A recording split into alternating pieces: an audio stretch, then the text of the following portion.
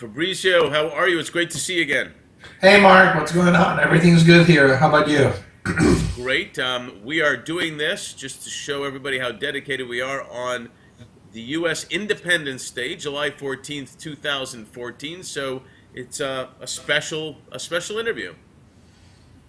It definitely is. And this is an honor to be interviewed by Mr. Mark Sadovnick Well, on thank you. such an amazing national holiday in such an amazing country. And a few days after Canada Day, no less, and a couple days before my birthday, so it's very special. Um, so we're talking about leadership, as you know. We're going to touch on a few different things here. But can you first tell the audience again who you are, your name, what you do, etc. That'd be great. My name is Fabrizio Busso Campana. Everybody calls me Fab for short because my full name is a handful or a mouthful. Basically, founding partner of a couple of different consultancies. One of them is focused on helping companies with business strategy, marketing, and technology solutions. So it's all about business growth and business development. The name of the company is N2S Marketing Group. The other company that I am a founding member of, I'm very active in, is Crystal Strategic Consulting Solutions Group, which is a corporate advisory firm.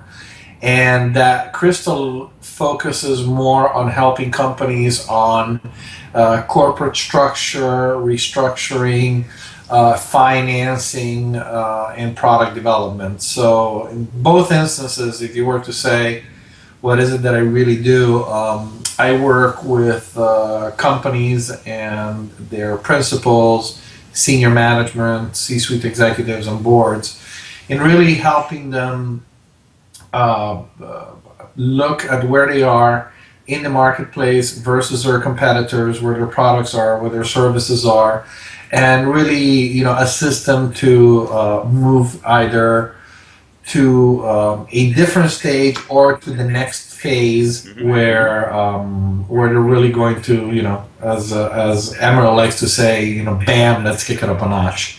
I like Um, it. So let me I'm ask you also let me ask you a question with respect to that, because you've dealt with different types of business leaders.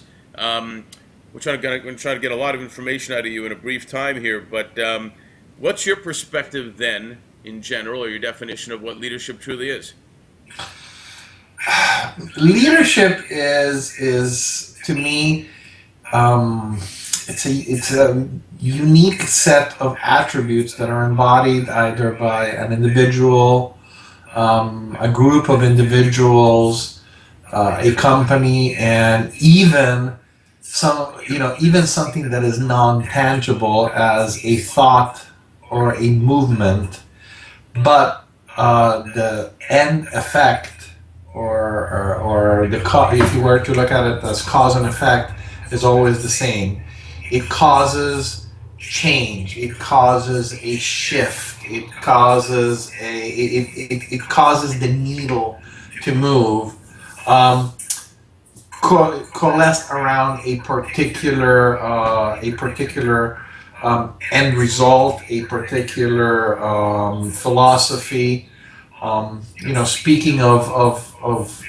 Speaking of really trying to coalesce something, there's the old saying, if the mountain doesn't go to Muhammad, if Muhammad doesn't go to the mountain, let the mountain go to Muhammad. Well, you know, the mountain could be a group of people, could be God, could be a global movement, and Muhammad is that leadership. It's just the ability to move, the ability to cause change. Well, with respect to that, and not necessarily Muhammad specifically, but you've been involved in international business for a long time. Do you find any distinct differences um, in leadership in different countries and cultures?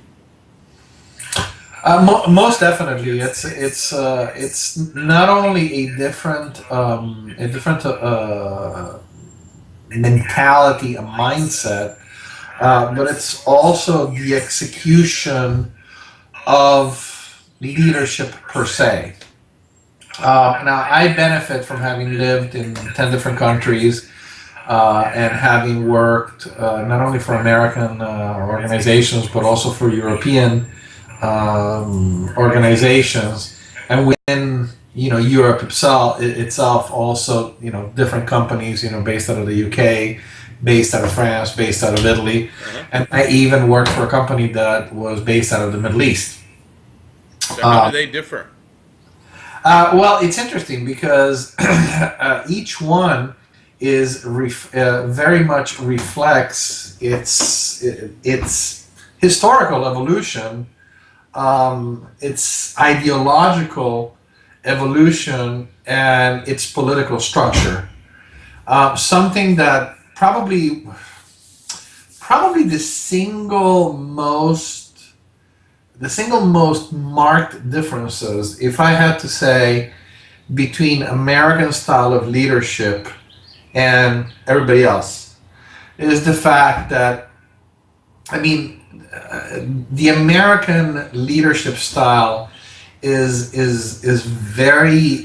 very free to be seized upon by any individual from any walk of life. Hmm. It really reflects, the whole American adage of, America being the land of opportunity. You could literally be one day a heroin addict in Skid Row, okay, in the worst neighborhood of Detroit. Flash forward 3 years later, okay, and you can be, the head of $1 billion company because you got your head straight, you worked hard at it, and that's it. Well, that's opportunity. I guess what you're talking about there is you've got a more open road, if you will, to become a quick leader in the states and more direct, where it's not as direct and open in a lot of other countries. It's not well. It's the opportunity to become a leader, but it's also the fact that the audience, okay, which is going to be the circle of influence and the circle that you're going to influence, is accepting of that, okay, and it doesn't necessarily require for you to have gone to school, to have done this, to have done that. To have done the other. Now, you take, for example, Europe, which is part of the Western world. Leadership is generally very much tied to what part of the country you come from, what schools you went to, what family, even in certain cases, what families you came from. So you're And saying it's more traditional, basically, it's much, much, much, much more traditional. right? And then talking about the Middle East, then that completely changes the dimension because you're really talking about a mentality that's more predicated on the old saying of to the victor the spoils. So it depends who's on the winning side, and those leaders that actually are not part of, let's call it, the winning side. Uh, then really they're such superlatives, and they were able to really leverage certain opportunities, whether they be let's call them above board or not, remain, it's always a topic of discussion, but they're far and few in between. So I mean, so that's the road to leadership. Now the leadership style in the U.S., it's often much more, how do I say, much more transparent, much more available for external input versus, mainland Europe, Western Europe, and the Middle East, which is more authoritarian, sort of like, if you Right. remember Hogan's Heroes and Colonel Klink, you will do what I will tell you, and that will be the only way we will do things, Except versus Sergeant Schultz always said he knew nothing. I Um, mean, so let me ask you a quick question on that. We do a lot of work with the board search, board advisory.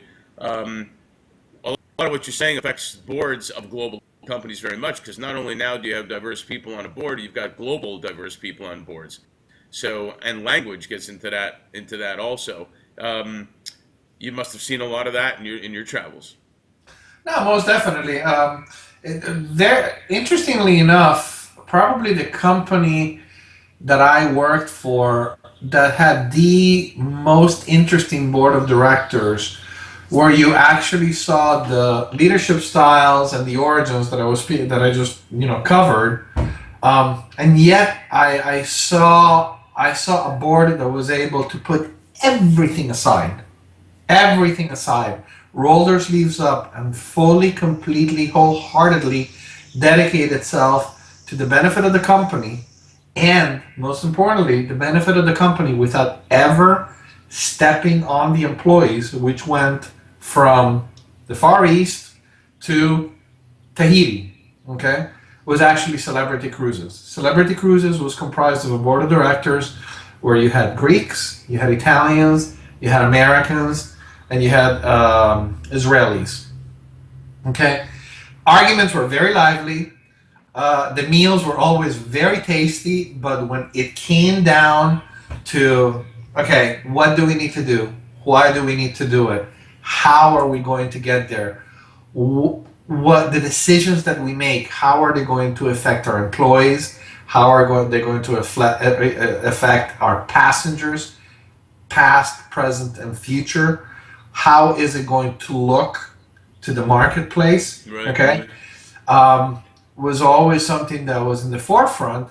And one of the things that I actually saw them do and I was involved in, which really, really, really left, really left an amazing impression on me, was the fact that the company was looking for a personality to be associated with it. And everybody threw their different names in the rings, this, that, and the other, and we ended up choosing Bob Hope. Okay, and the reason why they chose Bob Hope, besides the fact that the guy was a hoot, okay, was because he was an ambassador because of his demeanor, because he was English. He was originally born in the UK, raised in America. But his movies, his message, his work with the USO, Right. Okay, he was an ambassador of goodwill, and that's what they wanted to translate. What the philosophy of the company was. It was goodwill. It was good community stewardship across the board. So I thought that was something that I saw a board do that I thought was absolutely spectacular as a team. Well, it looks, to me that's awesome. It's that is great leadership in my opinion, and it's also great leadership in branding. In branding their company, which kind of gives me a good segue to topic here about how business has changed, obviously, but how much impact social and traditional media these days has had on leadership and what they can or cannot do, what they do or do not do. What's your thoughts on all that? Well, the way that business is conducted today, it's different than what it was. As little as a year ago, definitely 5 years ago, and completely different than the way it used to be done 10 years ago. First of all, we live in a world that is truly flat, as Friedman described it in his book, years ago. And it's become flat because of